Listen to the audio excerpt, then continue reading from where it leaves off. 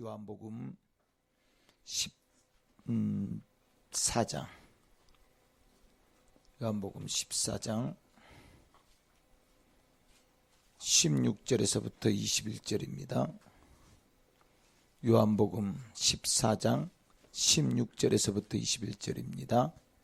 우리 다 같이 한 목소리로 읽겠습니다. 한 목소리로 요한복음 14장 16절에서부터 21절까지 한 목소리로 읽습니다.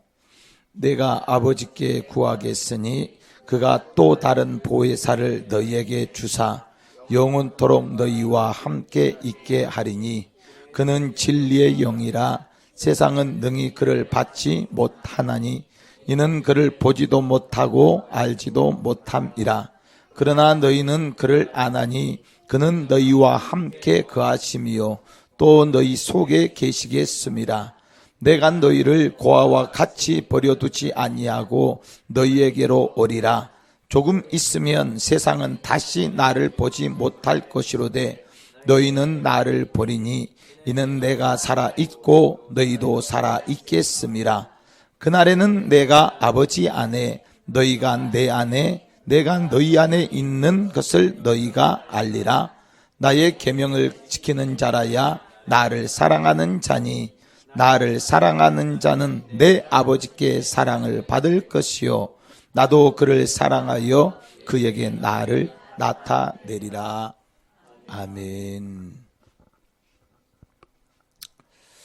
오늘은 성령 하나님에 대해서 말씀을 듣겠습니다.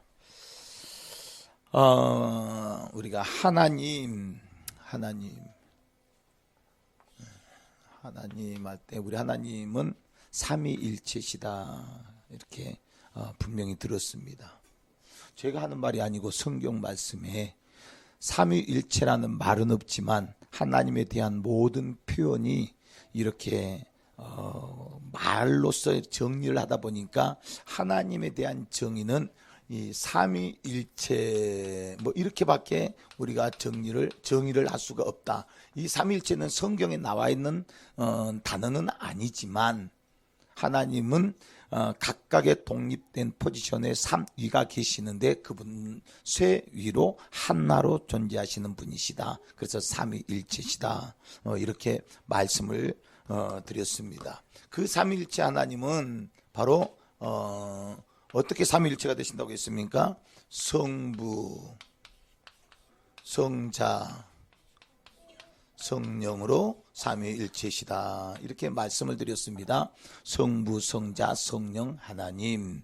근데 성부, 성자, 성령 이것도 성령이라고 하는 단어들은 우리가 성경 안에서 많이 보겠지만 성부, 성자 이런 단어들은 그렇게 우리가 쉽게 볼 수 있는 그런 단어들은 아니죠. 보다도 우리가 성경적으로 우리가 이야기를 한다 그러면 아버지와 신약적으로 우리가 이야기한다 그러면 아버지와 아들과 성령 이렇게 신약적으로 표기하는 것이 훨씬 더 우리에게도 쉽다 이렇게 말할 수 있습니다. 따라합시다. 아버지와 아들과 성령 이렇게 말할 수 있다고 했습니다. 그러면서 이제 성부 할 때 이제 아버지 이렇게 얘기했습니다. 바로 성부라고 할 때는 하나님의 본질 이렇게 이야기했습니다. 성부는 아버지는 하나님의 본질이시다. 그 다음에 아들은 하나님의 본체이시다. 그 다음에 성령은 하나님의 본영이시다. 이렇게 이야기했습니다. 이 본질이란 말은 근원적인 실체다. 근원적 실체 이렇게 이야기했습니다.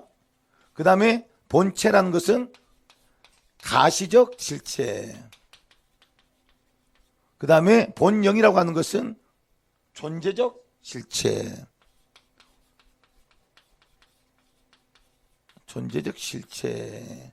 이렇게 우리가 좀 정리를 할 수 있습니다. 그런 이 말이 뭔 말이냐면 하나님의 근원은 아버지라고 할 수 있고 그 다음에 그 아버지 그렇다고 해서 아버지만 한 분이 아니라 그 아버지로, 아버지 하나님이라고 하는 그 근원은 아버지로 이렇게 우리에게 보여진다 이 말입니다. 아버지로 나타내신다. 아버지로 나타나신다. 그런데 오늘 그 나타나신 그 하나님은 또 아버지가 아니라 우리에게는 아들이시다 이 말입니다. 그분은 바로 가시적 실체. 그리고 또 그 아버지와 아들이 하나님이 삼위로서 하나, 그 근원적 실체는 바로 성령이시다, 영이다 이렇게 우리가 말합니다. 그래서 여러분 근원적 본질, 가시적 본체, 또 존재적 본영 이렇게도 말할 수 있죠. 지금까지 그런 식으로 들었죠. 존재적 본영, 가시적 본체, 근원적 본질 뭐 이렇게도 제가 표현을 했습니다. 뭐 어떻게 표현을 한들 어떻게 표현을 해도 하나님은 이렇게 우리가 이렇게 바라볼 수 있다. 이렇게 우리 정리, 성경을 통하여 정리할 수 있다 하는 겁니다.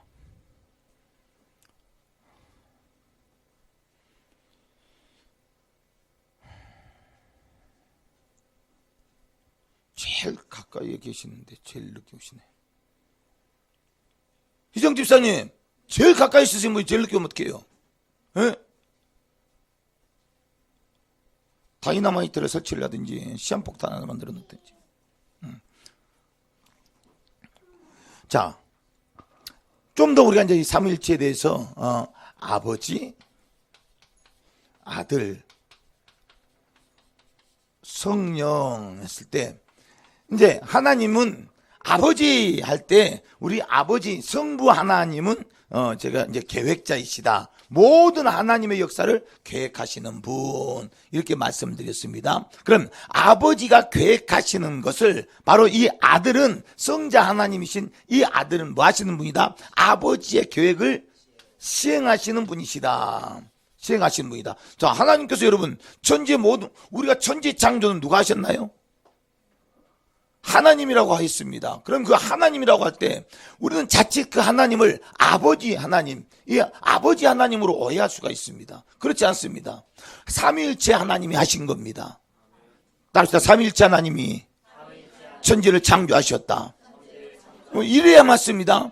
뭐 하나님 아버지 성부 아버지가 창조했다 이런 개념은 아니에요. 그러니까 뭔 말이냐면 천지의 창조에 대한 계획은 아버지가 가지셨고 아버지가 그것을 계획을 딱 하시니까 아들이 그 계획을 딱 들고 아들이 이루셨다. 그래서 여러분 히브리서 보니까 그가 없이는 이 모든 만물에 되어진 것이 하나도 없다. 이 말은 곧 아들이 모든 만물을 지으셨다. 그 말씀이 있으라 말씀으로 있으라 하나님의 말씀이 누구예요?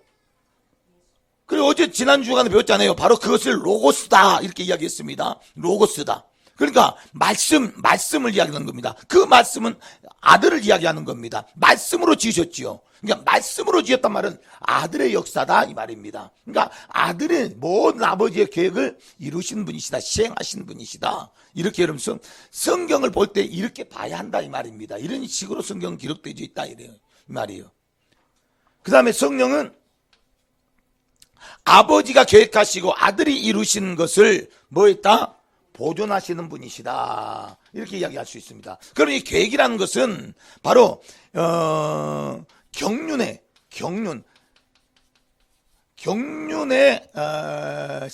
시작점이라고 할 수 있습니다. 경륜의 시작. 그러니까 경륜 여러분 하나님의 모든 계획은 경륜과 섭리로 되어졌다고 했습니다. 그럼 경륜은 뭐예요? 절대로 변할 수 없는 하나님의 뜻, 무슨 일이 있어도 이루어지는 하나님의 뜻입니다. 그럼 그 뜻을 이룰 때 그 경륜이 누구에게 임한다? 사람에게 나타난다. 이것을 뭐라고 한다고요? 섭리라고 하는 것입니다. 섭리. 이렇게 이해하는 게 제일 쉽습니다. 저도 신학교에 가서 경륜과 섭리에 대해서 배울 때 여기 뭐 별 이상한 식으로 막 이야기하는데 어렵습니다. 그냥 이렇게 이해하는 것이 가장 쉽습니다. 경륜의 시작이라고 말할 수 있고, 그럼 여기 뭐라고 할 수 있습니까? 시행이라는 것은 경륜의 실현 이렇게 말할 수 있죠. 경륜의 실현. 그 다음에 이 경륜의 진행 이렇게 뭐 이건 그렇게 중요한 게 이건 이렇게 뭐 중요한 건 아닙니다만은 여기까지만이라도 여러분들이 지금까지 이렇게 알았다 이 말입니다. 여기까지. 그러면서 이제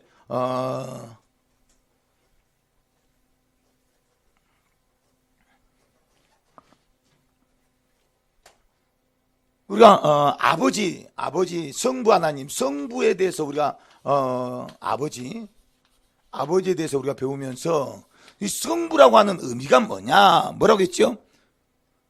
아버지라고 하는 의미가 뭐다? 아버지 할 때 이 역사의 근원, 그러니까 성부라는 거 근원적 근원적 본질이라고 했잖아요. 근원적 본질. 아버지는 근원적 본질이시다. 따라서 아버지는 근원적 본질이시다. 근원적 본질이라고 했습니다. 근원적 본질. 그러니까 그 근원이 무슨 근원이냐? 이렇게 할 때 모든 역사의 근원이시다. 모든 역사의 근원, 이 모든 만물, 모든 영적 세계, 모든 물질 세계, 이런 하나님께서 이루신 모든 역사, 그 모든 일의 근원은 바로 누구시다? 아버지가 근원하시. 이 말은 계획하셨다 이런 말입니다. 아버지의 계획이시다. 아버지의 계획이시다. 역사적 근원이라고 했습니다. 두 번째로는 성도의 근원, 성도의 근원. 이 성도의 근원이란 말은 모든 믿음의 근원이시다. 아버지가 그 모든 믿음의 시작이시다. 이렇게 여러분들이 이해하시는, 모든 믿음의 그 계획을 아버지가 세우신다 이런 말입니다. 아버지. 그러니까 여러분, 예수께서 이 땅에 오셔서 우리 인간을 구원하시는 것도 누구의 계획 속에? 아버지의 계획 속에서 출발했다 이 말입니다. 그 모든 역사의 성도의 근원, 믿음의 근원이 바로 아버지이시다 이렇게 표현을 했습니다. 그 다음에 세 번째로는 만유의 근원이시다. 만유.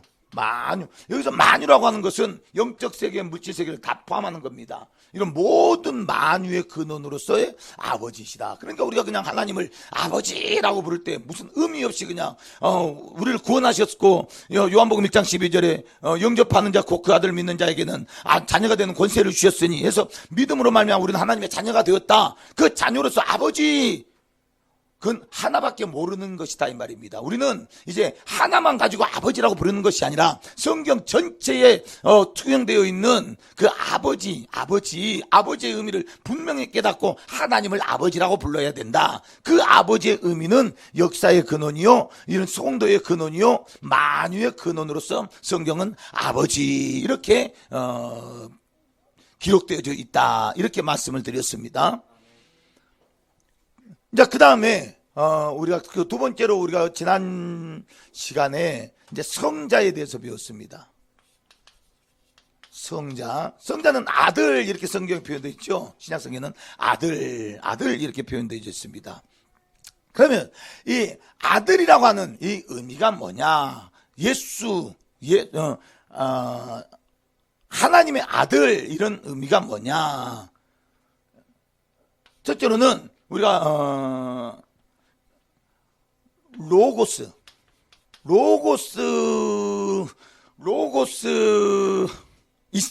로고스이신 예수 그리스도. 어제 지난 시간에 이렇게 말씀을 드렸습니다. 로고스란 뭐냐? 여기에 이제 우리가 로고스란 단어를 많이 듣습니다. 근데 이 로고스란 단어가 실은 그 시대의 철학자들이 쓰던 단어입니다. 이 철학자들이 쓰던 단어를 요한이 모든 사람들에게 알아듣기 쉬운 만큼, 야, 니네들이 로고스라고 하는 그 단어를 사용하지, 철학적인 의미로 쓰지만, 야, 그 로고스라고, 진짜 로고스는 바로 이분이시다. 니네들이 말하는 진짜 로고스는 바로 이분이시다. 예수가 바로 로고스이시다. 이런 표현입니다. 그러니까 하나님의 계명, 하나님의 교훈, 하나님의 진리, 하나님의 능력, 하나님의 창조, 하나님의 생명, 하나님의 영생 등 이런 모든 하나님의 인격, 모든 진리, 모든 이성이 말씀으로, 그 말씀 안에 이 표현이 바로 로고스 이런 말입니다. 그러니까 하나님의 모든 진리, 하나님의 생명, 하나님의 능력, 하나님의 권세, 뭐 이런 우리 표현들 있잖아요. 이런 모든 것이 무엇으로? 말씀으로. 그래서 이것을 로고스 이렇게 표현한다 이 말입니다. 철학자들이 그 당시에 쓰던 사람들의 말, 이런 말, 인간의 내면적인 말, 인간의 외면적인 말. 우리가 제가 지금 말하고 있잖아요. 말하면 나온 말도 있지만 내가 내 안에 아직 말하지 않는 남아있는 말도 있는 거지요. 이런 모든 했던 말, 남아있는 말, 이런 모든 것을 합쳐서 그 시대 사람들은 이것을 로고스 했다 이런 말입니다. 사람이 가지고 있는. 근데 그 로고스라는 표현을 어디다 썼다고요? 하나님으로 표현했다 이 말입니다. 하나님. 니네들이 로고스라고 하는 그 표현을 가지고 나라고 하는 것처럼 바로 그 로고스, 진짜 로고스가 계시는데 그분은 예수시다. 예수시다. 하나님의 말씀이시다 이런 말입니다. 그래서 요한복음 1장 1절에 태초에 뭐가 있었다? 말씀이 계시니라. 이 말씀이 하나님과 함께 계셨으니 이 말씀이 곧 하나님이시다. 그러니까 하나님의 모든 말씀이 우리 가운데 나타나시는데 그분이 바로 예수시다 이런 말입니다. 아들이다 이런 말이요. 로고스이신 예수 그리스도. 지난 시간에 그렇게 말씀을 드렸습니다. 이해가 되는 거죠? 잘 기록하고 있나요? 이건 좀 어렵지? 나야? 네 수준은 좀 어려워. 자, 두 번째는 예수는 바로 독생자이신 예수 그리스도 이렇게 말씀을 드렸습니다. 독생자. 독생자란 말은 여러분 하나밖에 오직 유일한 이런 뜻입니다. 독생자. 우리가 사도신경을 외우다 보면 이런 뜻이 있습니다. 우리는 교회에서는 사도신경을 잘 안 하지만 보통 사도신경을 우리가 예배 전에 일반 교회 장로교들은 많이 하거든요. 근데 그 사도신경에 보면 하늘에 계시는 주기도문이고 전능하사 천지를 만드신 하나님 아버지를 내가 믿사오며 그 외아들 이렇게 표현되어 있습니다. 그 외아들이란 표현이 있습니다. 외아들. 사도신경에 외아들. 뭐 넓은 의미로 본다면야 별 문제는 없습니다만 여러분 외아들이라는 말고 독생자라는 말이 같은 말이에요, 틀린 말일까요? 왜 다르죠? 목사님이 말이 좀 뭔가 다르게 표현하는 것 같아서 다른 거예요? 그런 거지요? 아니요. 우리가 보통 쓰는 외아들이라는 표현을 언제 쓰지요? 외아들이다. 딸이 있을 수 있다 이 말이죠. 아들은 하나밖에 없다 이 말이잖아요. 아들이 하나밖에 없단 말이 외아들이란 말입니다. 그 말은 곧 또 다른 형제가 있을 수도 있다 이 말입니다. 이게 외아들이란 표현입니다. 좀 우리가 세밀하게 따진다면, 우리식의 정서적으로 따진다면, 어차피 우리 정서의 성경이니까, 한글로 된 성경이니까, 그러면 이 성경에서는 철저하게 이 외아들이라고 하는 여러분 이 표현보다는 이 독생자라고 하는 이 표현이 훨씬 더 낫는데 왜 독생자라는 말을 놔놓고 외아들이라는 말을 넣어서 이 사도들이 가르쳐주는 신경이라 해가지고 사도신경을 외울까?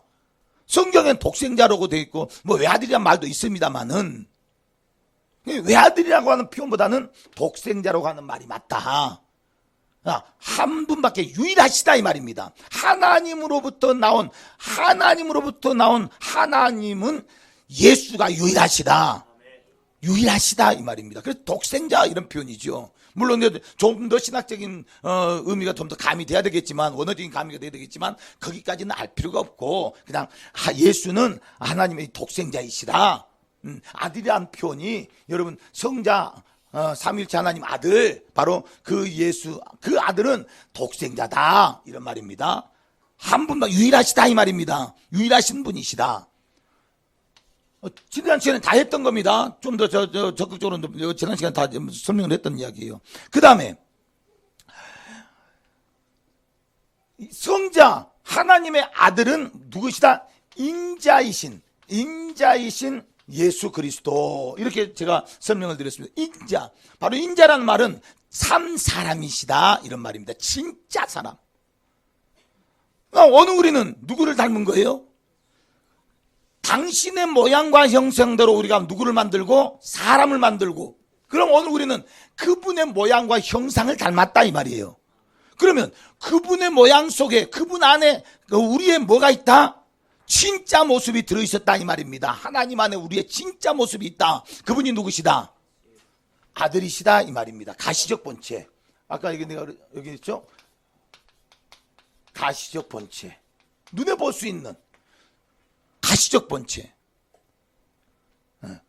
바로 그 하나님, 그 하나님으로서 그 아들 예수는 바로 하나님의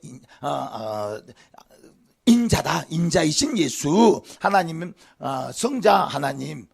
그 아들이란 표현은 바로 인자이시다. 이런 뜻입니다. 인자. 지난 시간 다 했던 겁니다. 더 설명을 여기까지만 알으셔도 많이 아는 겁니다. 그래서 여러분 결론적으로 이 성자 하나님 그 아들은 바로 아버지의 뜻을 뭐 하시는 하나님이시다고요? 성취하시는 아들이시다. 성취하는 아들. 이렇게 우리가 결론을 내렸었습니다. 지난 시간에 아버지의 뜻을 성취하시는 아들, 바로 성자 아들의 표현이다 이 말입니다. 아들이라고 하는 표현 속에는 이런 내용이 들어있다, 이런 내용이다, 이런 말입니다.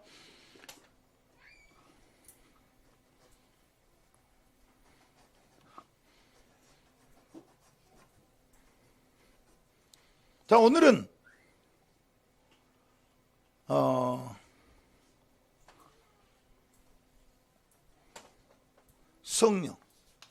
성령에 대하여, 여기도 신약에도 보면 성령, 이제 성령에 대하여 우리가 첫 번째 성령도 우리가 첫 번째로 대명제는 뭐냐? 성령도 누구시다?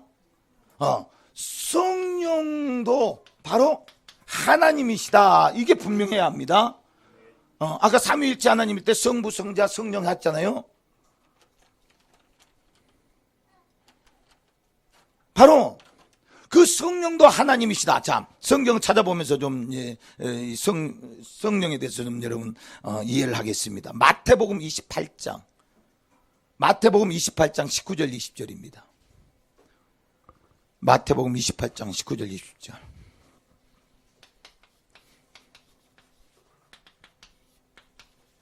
마태복음 28장 19절입니다. 다 같이 읽습니다. 시작. 그러므로 너희는 가서 모든 민족을 제자로 삼아 아버지와 아들과 성령의 이름으로 세례를 베풀고 내가 너희에게 분부한 모든 것을 가르쳐 지키게 하라. 볼지어다 내가 세상 끝날까지 너희와 항상 함께 있으리라 하시니라. 아멘. 자, 19절로 돌아가서요.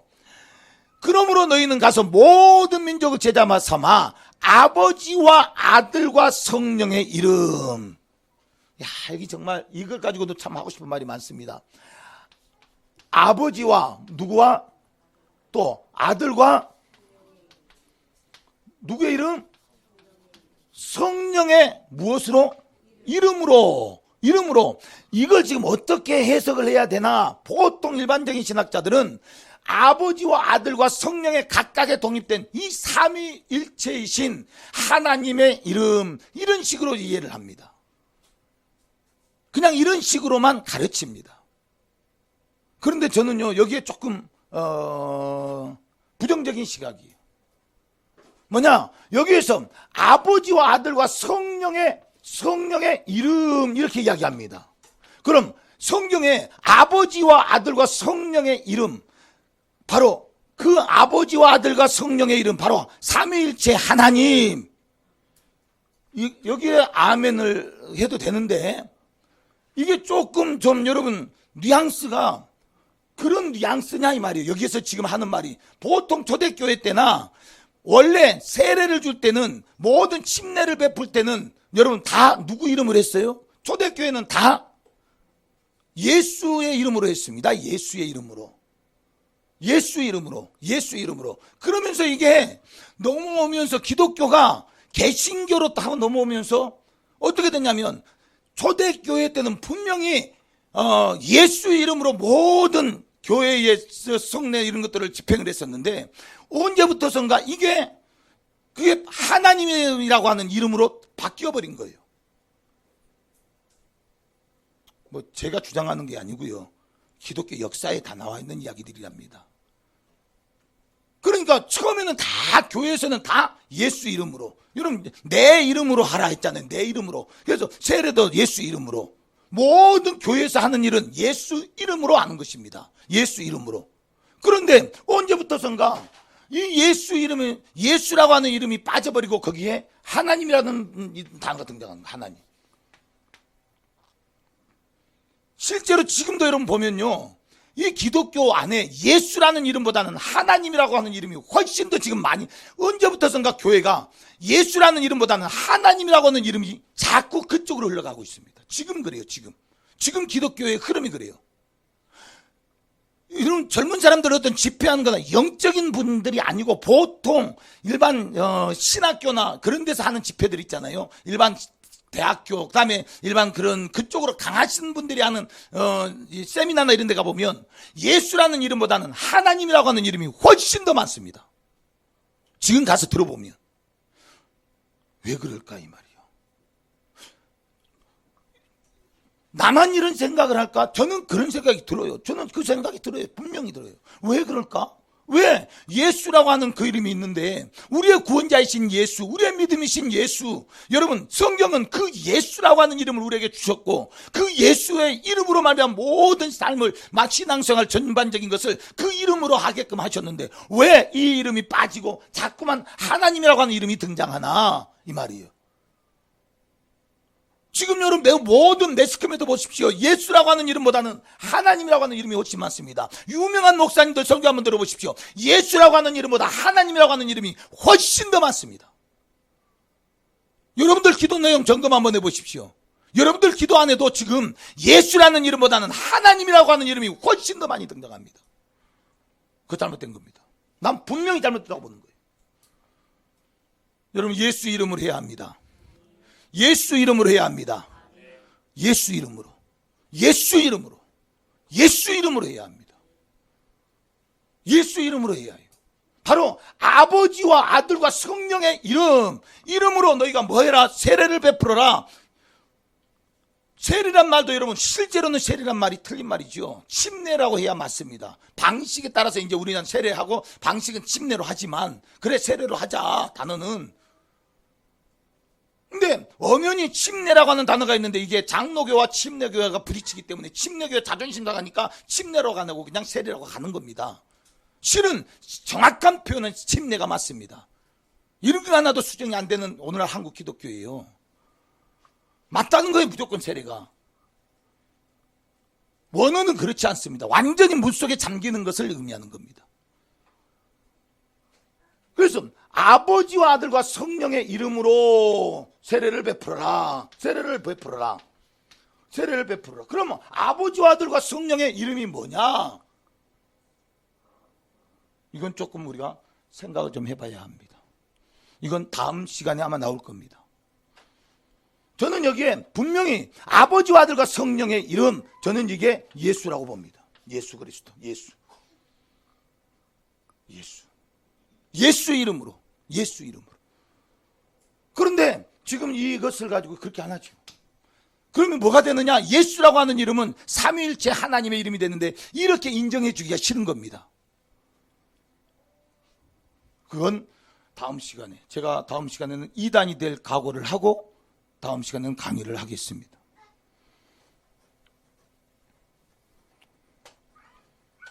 왜 제가 이런 것을, 제가 이렇게 이걸 강조하냐면요.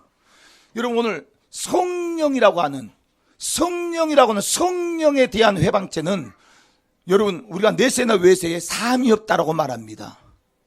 그만큼 이 성령에 대해서 여러분 오늘 우리는요 정말로 세밀하게 디테일하게 접근해야 합니다. 조심스럽게 접근해야 합니다. 또 한 군데 성경 찾겠습니다. 마태복음 3장 16, 17절. 마태복음 3장 16, 17절입니다.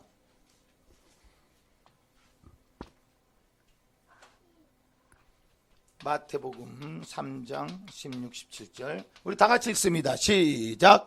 예수께서 세례를 받으시고 그 물에서 올라오실새 하늘이 열리고 하나님의 성령이 비둘기같이 내려 자기 위에 임하심을 보더니. 자, 여기까지만 봅시다. 자, 예수께서 세례를 받으시고 세례를 받으셨다. 형식은 뭐였다?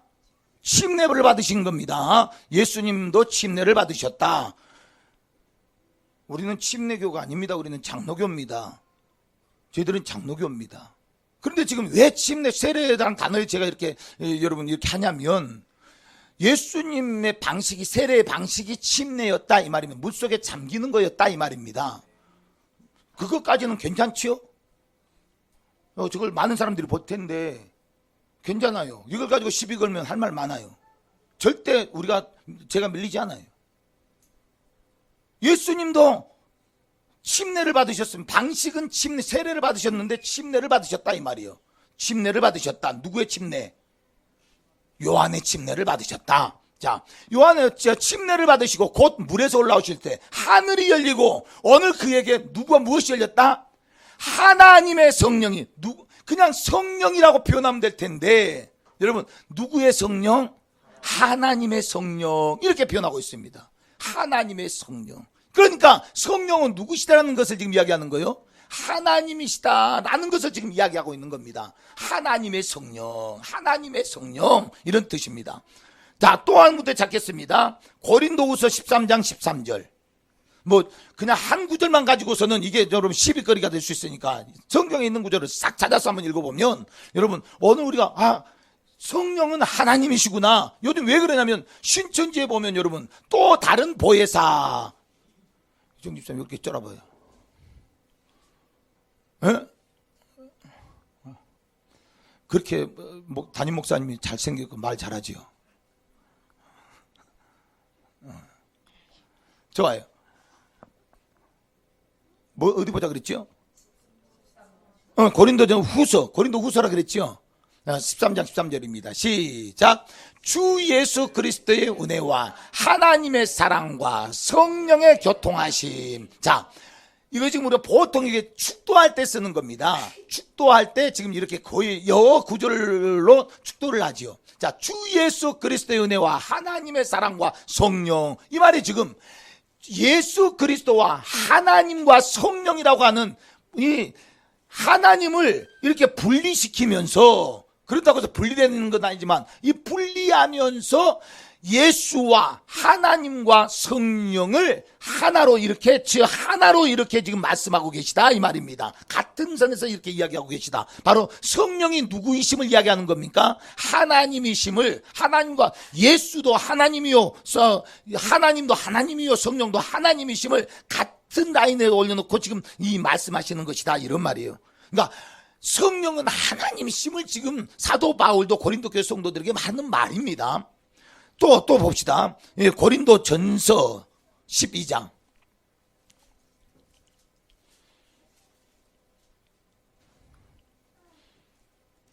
자, 고린도 전서 12장 4절에서부터 6절까지 읽습니다. 4절부터 6절까지 있습니다. 시작. 은사는 여러 가지나 성령은 같고 직분은 여러 가지나 주는 같으며 또 사역은 여러 가지나 모든 것을 모든 사랑 가운데서 이루시는 하나님은 같으니. 야, 참 이 성경을 읽다 보면 하여튼 정말로 신기한 거예요. 자, 여기에서 뭘 여러분들이 지금 느낍니까? 다시 처음부터서 16절부터서 4절부터서 자, 4절에 보니까 은사는 여러 가지나, 은사는 여러 모양으로 나타나는데 무엇이 같다? 성령이 같다 이 말. 하나님 성령 안에서 이루어지는 역사들이 나타난다. 두 번째, 그 다음에 15절요. 직분도 여러 가지인데 그 직분을 허락하신 그 주님, 바로 여기서 주라는 말은 예수 성자를 이야기하는 겁니다. 성자를 이야기하는 거예요. 자, 주는 같으며 예수는 같으며 이런 말이죠. 성자는 같으며. 그 다음에 6절입니다. 또 사역은 여러 가지나 모든 것을 모든 사람들에게 가운데에서 이루시는 하나님은 같으니. 여기는 지금 성부적 개념이죠. 그러니까 지금 하나님의 역사가 하나님 아버지의 그 계획 속에서 그 아들을 통하여 직분으로 역사하시고 그 모든 직분 가운데 일에 나타나시는 그 사역의 성령의 은사들이 각가지에 나타나는 역사들은 성령으로 이루시는, 바로 지금 오늘 우리의 신앙생활의 모든 역사가 삼위일체 되시는 하나님으로부터 동일하게 주어지고 있다라는 것을 지금 이 성경이 우리에게 지금 가르치는 겁니다. 재미없어요? 지영 집사님 재미없어요? 왜 재미없는 것처럼 자꾸 들어요?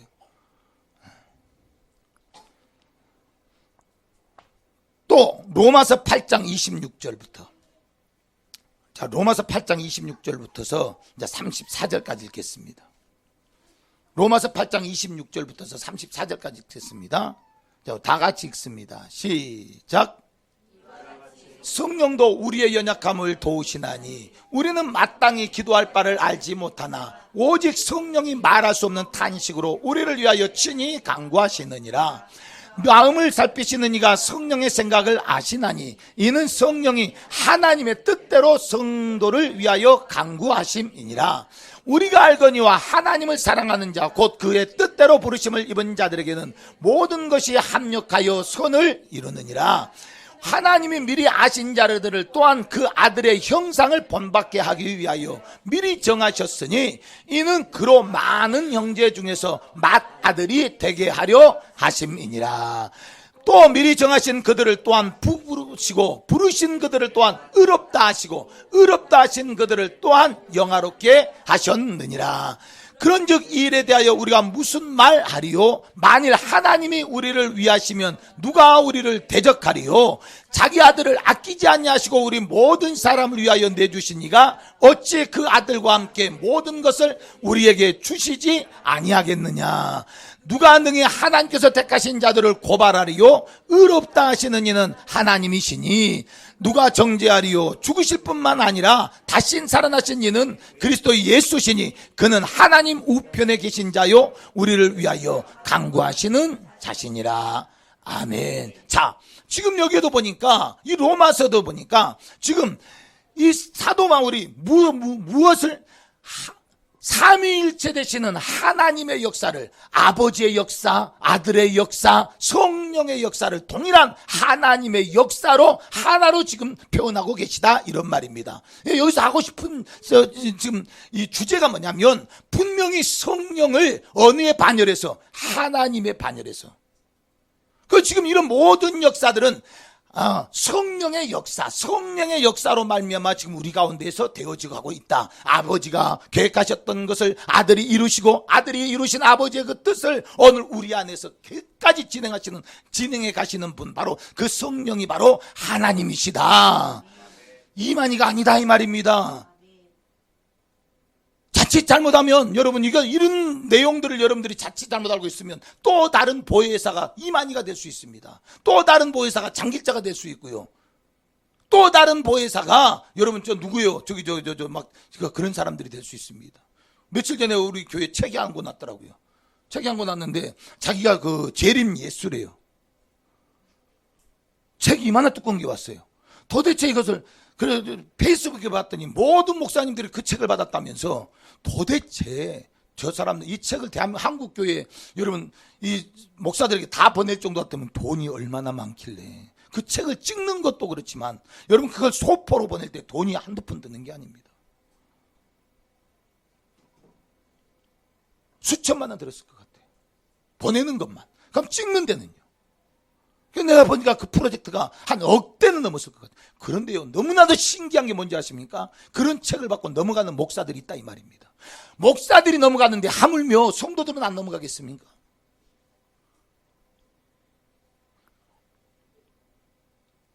통일교회 여러분, 거기 안에 일반 대학교 교수들, 세계적인 대학교 교수들이 그 안에 얼마나 많은 줄 아십니까? 문선명의 한학자가 문선명의 와이프지요. 그분이 여러분 아주 우리나라에서 뛰어난 석학이었습니다. 그 사람들이 뭔가 우리보다 머리가 밀어내서 여러분 그런 데 속는 줄 아십니까? 그렇지 않아요.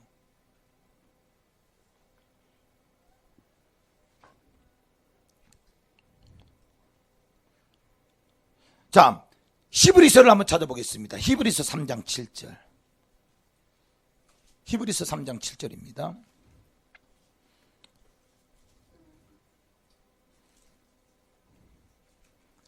같이 읽겠습니다. 시작. 그러므로 성령이 이르신 바와 같이 오늘 너희가 그의 음성을 듣거든. 자, 여기 읽으시고 또 10장 15절. 히브리서 10장 15절입니다.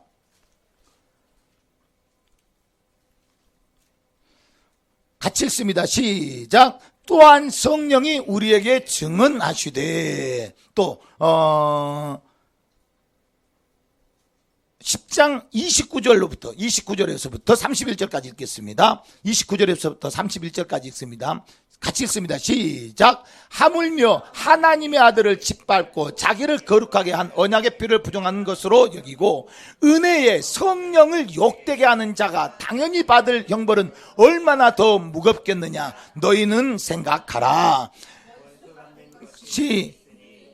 내가 갚으리라 하시고 또 다시 주께서 그의 백성을 심판하리라 말씀하신 것을 우리가 아노니. 아멘. 자, 지금 여러분 지금 히브리서 이 말씀이 뭐냐면 하나님의 아들과 그 은혜의 성령 그리고 살아계신 이 하나님을 동등하게 지금 성경으로 기록하여 오늘 우리에게 말씀하시고 계시다 이 말입니다. 지금 뭘 이야기하냐면 성령은 누구시다? 하나님이시다 이 말입니다. 성령은 하나님이라고 하는 전제를 가지고 그 삼위일체 중에 한 분으로서 전제를 가지고 오늘 우리가 성경 안에 성령을 접근해야지 또 다른 보혜사라고 하는 단어를 가지고 여러분 그 단어를 가지고 접근을 했다가는 인간이 하나님이 될 수도 있다 이런 말입니다. 저런 이단들이 나온다 이 말입니다. 꼭 성경에 나와 있는 성령은 우리가 알고 있는 성령은 누구셔야 한다? 사람이어야 한다? 사람일 수도 있다? 아니요. 성령은 꼭 누구여야 한다? 하나님이셔야 한다 이 말입니다. 그러면은 하나님으로서 표현되지 않는 삼위일체 하나님으로 표현되지 않는 여러분이요 성령은 오늘 우리가 말하는 보혜사라고 말한다거나 사람에 대해서 보혜사라고 한다거나 오늘 그를 향하여 성령이라고 말할 때 이건 싹 다 맞다 틀리다. 이건 성경적으로 전혀 거짓된 비유다 이런 말입니다. 여러분 이게 지금 별것 아닌 것 같지만 얼마나 많은 오늘날 이단들이 여기에 성도들이 여기에서 맛이 가는 거예요. 여기에서 이 성령론에서 맛이 가버린다니까요. 이 또 다른 보혜사, 이 보혜사라고 하는 단어. 자, 나온 김에 여러분 이제 자 우리가 이게 분명히 했습니다. 성령은 누구시다? 하나님이시다. 이게 분명해야 합니다. 성령은 하나님이시다. 두 번째, 성령은 세 번째 해야 되는데 두 번째로 가겠습니다. 성령은 보혜사시다. 이것을 똥 쌀락하노 너 승빈이. 자, 보혜사라고 할 때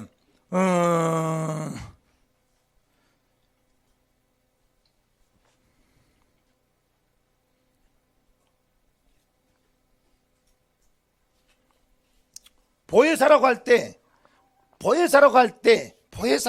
이 원어를 보면 제가 이 원어 별로 안 좋아합니다. 저는 이걸 탁막 꼬부랑 글씨같이 막 써가야 되는데 저는 그런 것을 못 배워가지고요. 그냥 한글로 뭐라고 하냐면 파라클레토스 이렇게 표현해. 파라클레토스. 근데 이 보혜사라고 하는 의미가 여기 안에 세 의미가 있습니다. 이 보혜사라고 하는 의미 속에는 세 가지 의미가 있는데 첫 번째는 이 보혜사. 이 보혜사란 말이 뭔 말이냐면 여러분 이게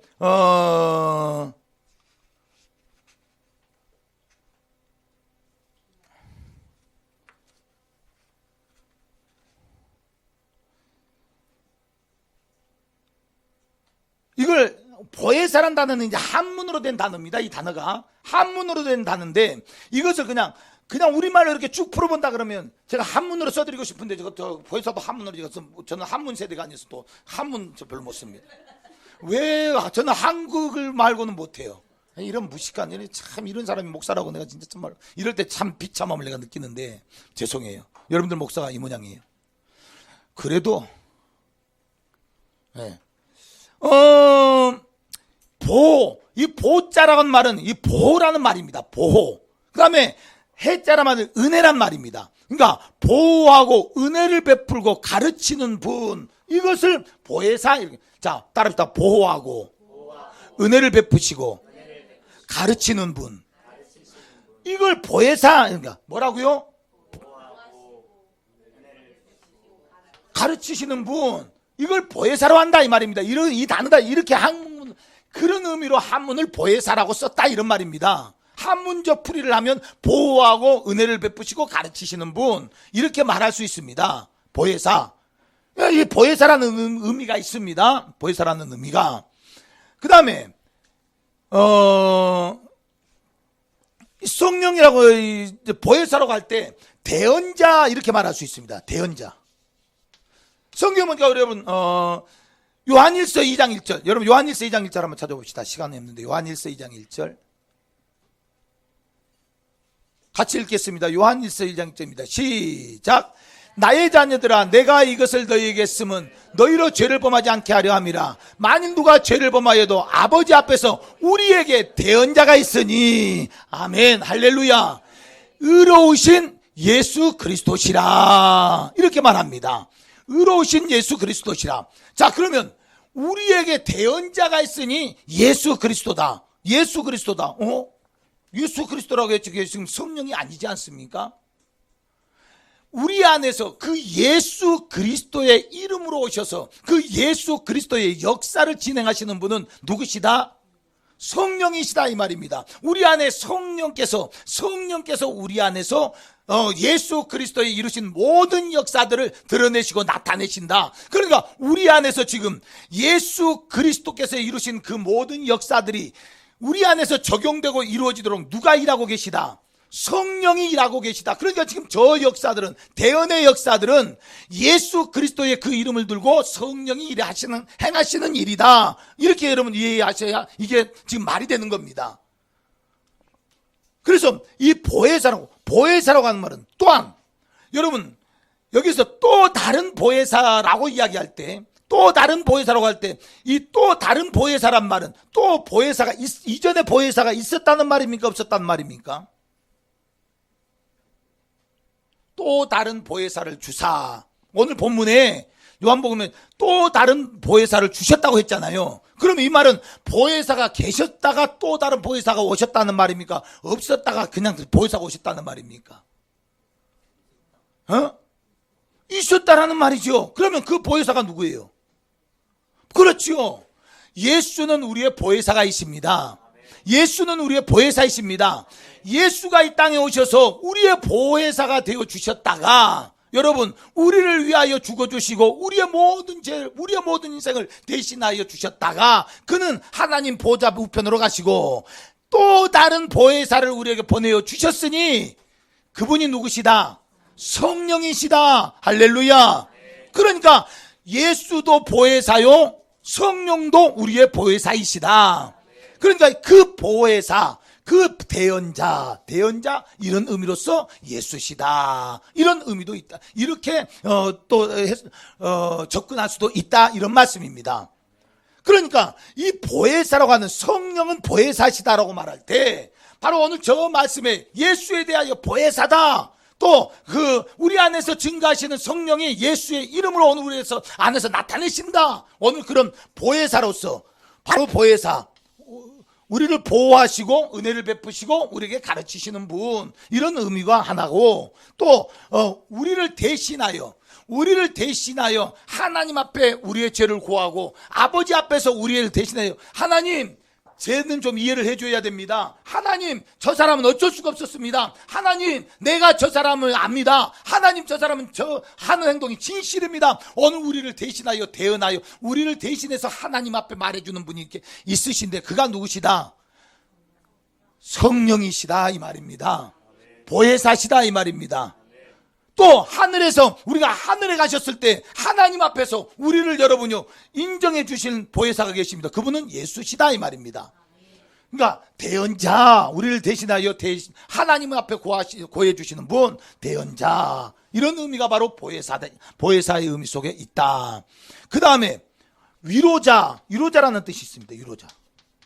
보혜사라고 하는, 성령은 보혜사시다고 할 때 위로자. 자, 여러분, 오늘도 우리가 믿음 안에서 우리가 실패하고 좌절하고 낭망할 때 우리 안에서 하나님의 사람으로 오늘 우리 안에서 우리를 위로하시고 우리를 다시 도전하게 하시고 다시 일어나게 하시고 다시 하나님의 힘을 주시는 분이 누구시냐? 바로 성령이시다. 우리를 위로하시는 분이시다. 할렐루야. 좌절하지 마라, 식망하지 마라, 낙망하지 마라. 오늘 우리 안에서 그렇게 다시 용기를 주시고 다시 희망을 주시고 다시 막 소망을 주시고 다시 우리 안에서 막 믿음을 허락하시는 그 역사가 보혜사의 역할이다, 이런 말입니다. 우리를 위로하신다, 이 말이요. 그러니까 이 보혜사라고 하는 이 단어 속에는 바로 보호하시고 은혜를 베푸시고 우리를 가르치시는 자, 이런 의미도 있고, 바로 우리를 위하여 하늘에서 하나님 앞에 대언하시는 대언자적 의미도 있고, 바로 우리를 오늘 우리의 신앙생활 속에서 우리가 실패하고 좌절하고 세상 속에서 낭망할 때 끊임없이 오늘 우리를 위로하시고 하나님의 사람으로, 하나님의 자녀로 우리를 끝까지 세워주시는 분이 바로 성령의 역사, 우리의 위로자이시다, 이런 말입니다. 자, 위로자, 성령은 보혜사시다. 이게 분명해야 합니다. 성령이 뭐 하시는 분이냐, 성령이란 뭐냐, 이런 의미입니다. 이런 말씀입니다. 그 다음에 자, 성령은 뭐다? 보혜사시다. 성령은 보혜사시다. 이 안에는 세 가지 뜻이 다 있습니다. 보혜사라는 뜻이 있고, 대언자라는 뜻이 있고, 위로자라는 뜻이 있다. 그 다음에 성령은, 마지막 성령은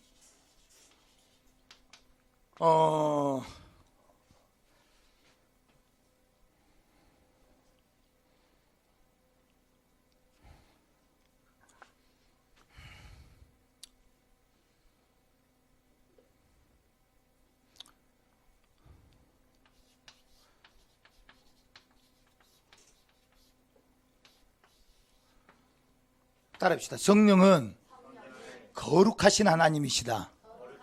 아까 우리가 성령은 하나님이시다, 삼위일체 중에 한 분이시다, 한 분의 일이 한 분이시다, 이렇게 우리가 그것을 증명했지만, 오늘 여기서 한 가지 더 우리가 알아야 될 것은, 우리가 성령은 하나님이시다고 할 때, 여러분, 예수라고 하는 오늘 그 성자라고 하는 그 이름이 우리에게 올 때는 그 앞에 수식어가 뭐가 붙어요?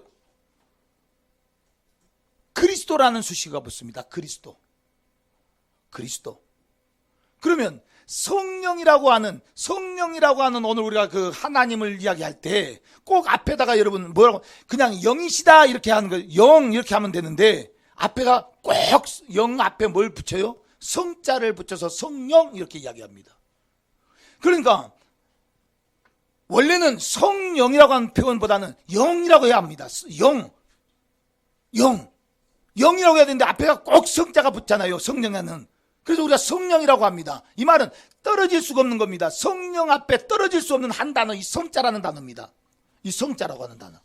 이 성자라고 하는 단어가 뭐냐면 바로 그 성령의 수식어, 성령이라고 하는 하나님 앞에 수식어가 항상 거룩하다, 이게 따라다니는 겁니다. 그래서 우리가 성령 하는 겁니다. 이 말은 하나님의 영은 뭐 하시다? 거룩하시다, 이 말입니다. 오늘 하나님께서 우리에게 내가 너희들 옆에서 내가 거룩하니 너희도 거룩해야 한다. 그리고 오늘 우리를 거룩한 삶으로 인도하시는 분이 누구시다? 성령이시다, 이 말입니다. 너희가 성령의 인도함을 받으면 오늘 내가 거룩함과 같이 너희가 거룩하여진다. 그래서 성령이 오늘 우리를 이끌어가시고 오늘 우리가 그 성령의 인도함을 받으면 오늘 우리가 거룩해지는 것입니다. 성령의 인도함, 그래서 그 거룩함을 이야기하는 거예요. 하나님은 항상 거룩하시다라고 말할 때 거룩함의 사역은 누구의 역사다? 성령의 역사다. 그러니까 성령 앞에는 항상 수식어가 거룩한 영이다, 이렇게 해야 합니다. 거룩한 영 해야 합니다. 거룩한 영. 제가 영어는 안 쓰겠습니다. 영어 써봐야 저도 모르고 여러분들은 아실랑가 모르지만 써봐야 또 이런 영어가 있는데, 여러분이 그래서 여러분이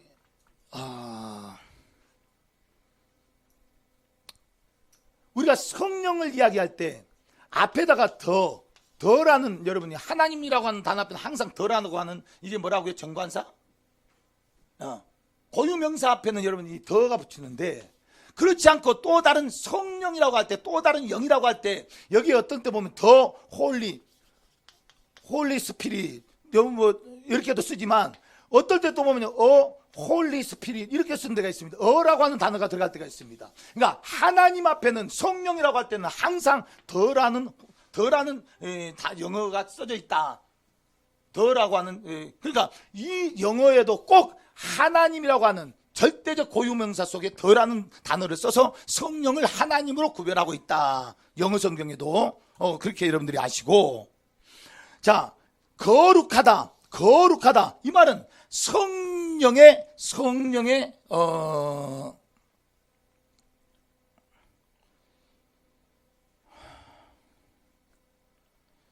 천천히 합시다. 시간이 없어서 막 제가 오늘 다 끝내려고 하니까 너무 빠르게 하는 거예요. 자, 거룩이라고 하는 것은 성령의 수식어, 성령만이 가지시는 단어다. 성령만이 가지시는 것이다. 자, 여러분, 하나님께서 모세에게요, 하나님이 누구십니까? 라고 물어볼 때 하나님께서 뭐라고 해요? 모세에게 나는 스스로 있는 자다, 이렇게 말씀하십니다. 이 말은 그 누구의 도움이 없이도 하나님 스스로 계시는 것을 이야기하는 겁니다. 그럼 거룩이라고 하는 것도 여러분, 누군가에 의해서 성령은 거룩해지는 것이 아니라, 이 거룩이라고, 성령은 당신 스스로 거룩함을 만드시고 거룩함을 유지하시고 거룩함을 다스리시고 계시다, 이렇게 해야 합니다. 무엇에 의하여? 그러니까 어떤 하나님의 역사 속에 성부가 그 성령을 거룩하게 해서 성령이 되게 하신 것이 아니다, 이 말입니다. 성부, 성자, 성령 이야기할 때 성령은 바로 거룩함을, 그 당신의 거룩함을 스스로 가지고 계시고 스스로 만들고 창조하고 계시고 스스로 그 거룩함을 다스리고 계신다. 누가? 그러니까 하나님은 거룩하시다 라고 말할 때, 여러분, 그 거룩이라고 하는 수식어는 누구의 수식어다? 성령의 수식어다, 이런 말입니다. 성령의 수식어. 그러니까 자, 삼일체 하나님 중에 그 거룩함을 가지시는 거룩한 영에, 여러분, 성부, 성자, 성령이 한 분으로 존재하고 계시다, 이 말입니다. 그러면 한 분으로 계신, 성부, 성자, 성령으로 한 분으로 계신 그 하나님은 성령이 거룩하시니 그 삼일체 하나님도 거룩하시다, 이 말이에요. 거룩하시다. 그러니까 거룩하시다. 누가 거룩하시는 거예요? 그러면 거룩함의 사역은, 거룩함의 위치는 성령의 위치다, 이 말입니다. 그러니까 성령인 거룩하시다, 하나님이 거룩하시다고 말할 때 그 특성이 바로 성령의 특성이시다. 성령의 특성이시다. 오늘 여러분 이렇게 우리가 이해를 해야 합니다.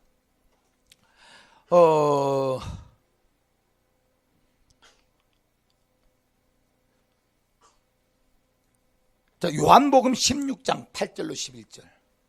딱 제가 5분만 더 하겠습니다. 요한복음 16장 8절에서부터 11절 같이 읽겠습니다. 시작. 그가 와서 죄에 대하여, 의에 대하여, 심판에 대하여 세상을 책망하시리라.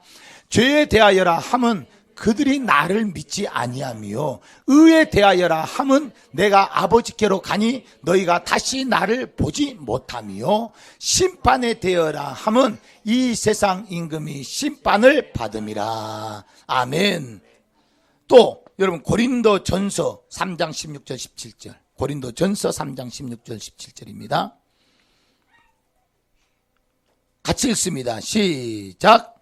너희가 하나님의 성전인 것과 하나님의 성령이 너희 안에 계시는 것을 알지 못하느냐? 누구든지 하나님의 성전을 더럽히면 하나님이 그 사람을 멸하시리라. 하나님의 성전은 거룩하니 너희도 그러하니라. 아멘. 자, 하나님께서 이 땅에 오셔서 세상을 심판하실 때 다시 주님이 이 땅에 오셔서 세상을 심판하신다, 이 말입니다. 이건 하나님의 사역이다, 이 말입니다. 삼일째 하나님의 사역입니다. 삼일째 하나님의 사역. 그러면은 죄에 대하여, 의에 대하여, 죄에 대하여, 의에 대하여, 심판에 대하여 세상을 책망하신다라고 말할 때 오늘 그 죄에 대한, 또 의에 대한, 심판에 대한 그 기준이 뭐냐? 기준이 뭐냐? 바로 거룩이다. 따라합시다. 죄에 대한, 의에 대한, 심판에 대한 책망의 기준은 뭐다? 거룩이다 이 말입니다. 거룩. 그 심판의 기준이 거룩입니다. 그러면 그 거룩함, 거룩이라고 하는 것은 이 구별되어진 성령의 역사다 이 말입니다. 오늘 우리가 세상을 살면서 오늘 우리가 성령의 인도함을, 하나님과 아들이 우리에게 성령을 보내어 주시겠다. 그러면 성령을 우리를 왜 보내어 주셨냐 이 말입니다. 하나님의 역사를, 마지막 역사를 우리 가운데 이루심인 줄로 믿습니다. 그 사역이 뭐냐? 거룩함이다 이 말이에요. 거룩함. 그러니까 우리가 성령을 따라 행하는 것, 성령을 따라 행하는 것, 여러분 이것이 바로 거룩함입니다.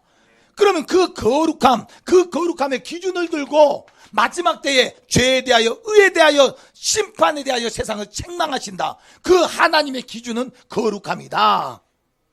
따라합시다. 거룩함이다.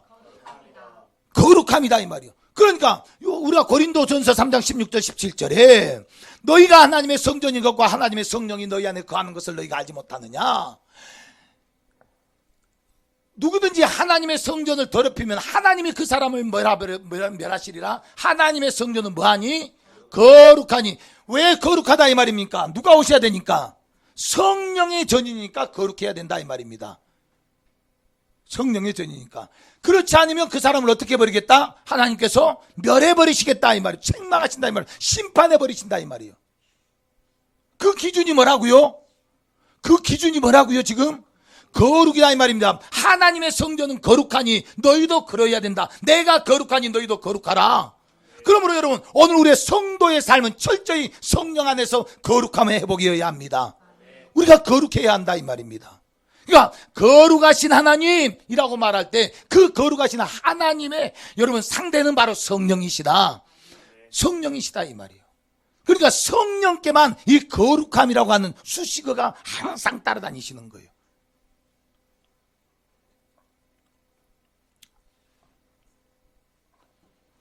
저도 어려운데 지금 내가 뭔 말을 하고 있는지 나도 잘 모르겠는데 잘 이해하시기를 바랍니다. 이해가 안 되거든 잊어먹으셔도 별 문제는 없습니다. 그러나 딱 한 가지, 우리가 하나님이 거룩하시니 나도 거룩해야 한다.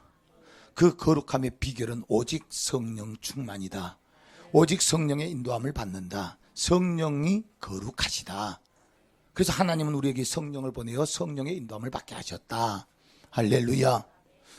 자, 그래서 여러분 오늘 우리의 삶은 무슨 일이 있어도 성령을 무시한다거나 성령을 더럽히면 여러분 절대적인 하나님의 심판을 피할 수가 없다.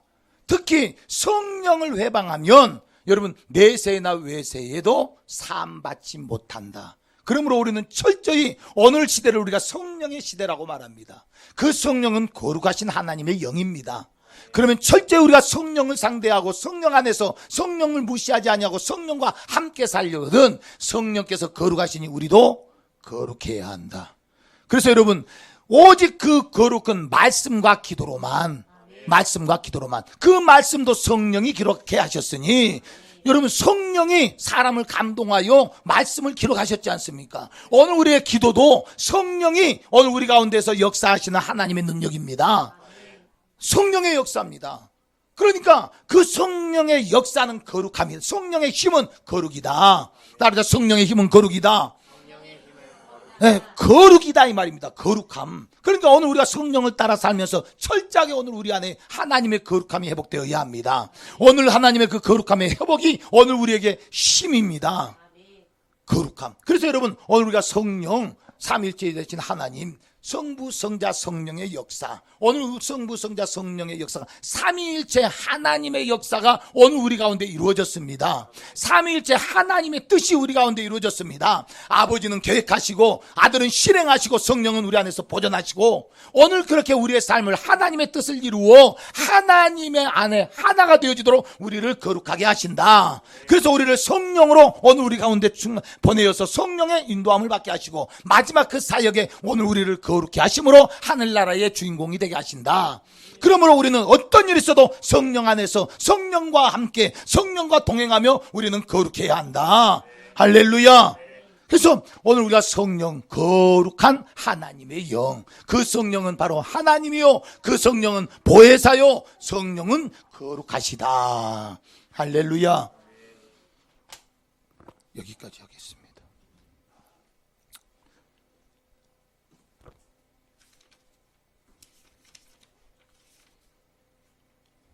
우리가 철저히 하나님의 말씀과 기도 안에서 거룩해야 합니다. 우리가 거룩하지 않으면 하나님께서 분명히 멸하신다라고 했습니다.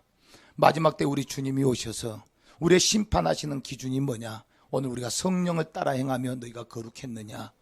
오늘 죄에 대하여, 의에 대하여, 심판에 대하여 너희들을 책망하겠다. 오늘 우리를 이끌어 가시는 하나님의 뜻을 들고, 아들이 이루신 그 하나님의 뜻을 들고, 여러분 그렇게 성령이 우리 안에서 우리를 인도해 가시는 것은 바로 최종 그 목적지가 하나님의 거룩함 속에 있습니다. 하나님과 하나됨 속에 있습니다. 우리는 철저히 오늘 우리를 살펴서 우리가 성령의 인도함을 받아 거룩하고 있는가, 날마다 거룩하지 않는 부분들을 하나님 앞에 내어놓고 우리는 회개해야 하고, 철저히 하나님과 하나 되어지는 이 거룩함으로 여러분 우리는 나아가야 할 것입니다. 날마다 우리가 거룩하지 못한 것들을 하나님 앞에 회개하며 우리는 철저히 우리는 하나님의 그 거룩함으로 나가야 합니다. 하나님은 내 평생 하나님의 거룩함을 회복하는 자가 되게 하시고 내 평생 하나님의 거룩함 속에 사는 자가 되게 하여 주옵소서. 오늘 그렇게 우리가 기도하시고, 오늘 여러분 그렇게 오늘로서 삼위일체 하나님에 대한 여러분 우리가 이 공부는 마칩니다. 정말 여러분 우리가 그 하나님, 삼위일체이신 그 하나님께서 끝까지 오늘 우리를 아버지의 계획에 따라 아들이 이루시고, 성령께서 아버지께서 계획하시고 이루신 그 모든, 아들이 이루신 그 모든 역사들을 우리에게서 이루어지게 하사 우리를 마지막 거룩함으로 이끌어 가신다. 오늘 그런 하나님의 은혜가 우리 가운데 있어지기를 예수의 이름으로 축복합니다.